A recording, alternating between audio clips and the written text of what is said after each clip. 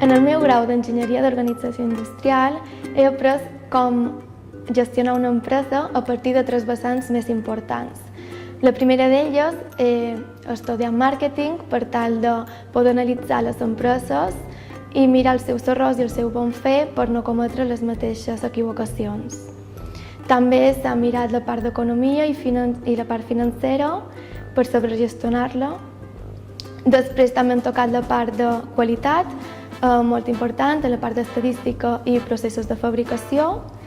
I la darrera part s'han fet pràctiques als laboratoris en les assignatures corresponents a la part d'enginyeria, que són electrònica, electrotècnia o matemàtiques i física, per saber el funcionament d'una empresa i poder mirar l'empresa des de totes les vessants possibles.